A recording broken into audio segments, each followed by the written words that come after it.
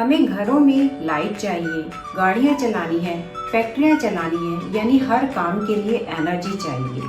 दुनिया की ज़्यादातर इलेक्ट्रिसिटी कोयला, पेट्रोल और नेचुरल गैस जैसे फॉसिल फ्यूल से आते हैं, लेकिन इसे जलाने से बहुत लार्ज अमाउंट में कार्बन डाइऑक्साइड रिलीज होती है, जो कि ग्लोबल वार्मिंग का एक बहुत बड़ा रीज़न है। इसीलिए चाइना ने सोचा क्यों ना सन को ही अर्थ पर कॉपी कर लिया जाए, और इसके लिए उसने बहुत बड़ा सुपर कंडक्टिंग मैग्नेट बना लिया है, जिसका वजन 582 टन, लंबाई 12 मीटर और चौड़ाई 21 मीटर है।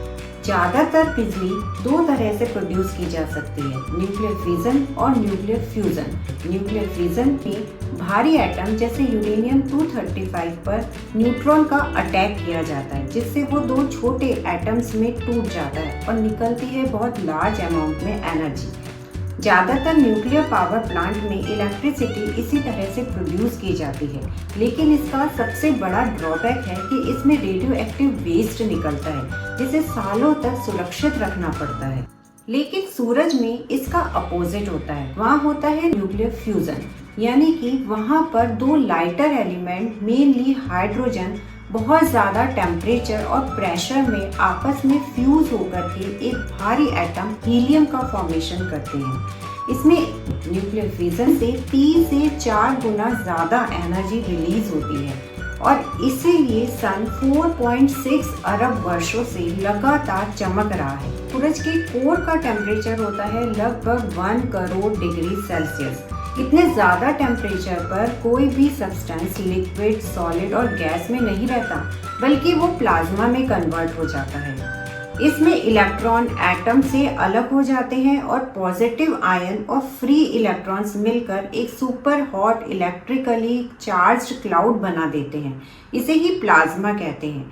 सूरज का लगभग पूरा हिस्सा इसी प्लाज्मा से बना होता है।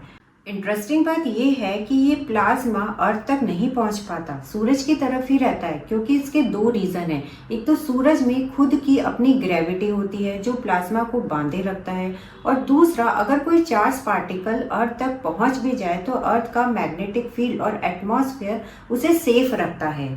लेकिन अर्थ पर ना तो कोई ऐसा मैग्नेटिक फील्ड है और ना ही ग्रेविटी, और इसीलिए यहाँ पर काम आता है चाइना का बना हुआ ये विशालकाय सुपर कंडक्टिंग मैग्नेट।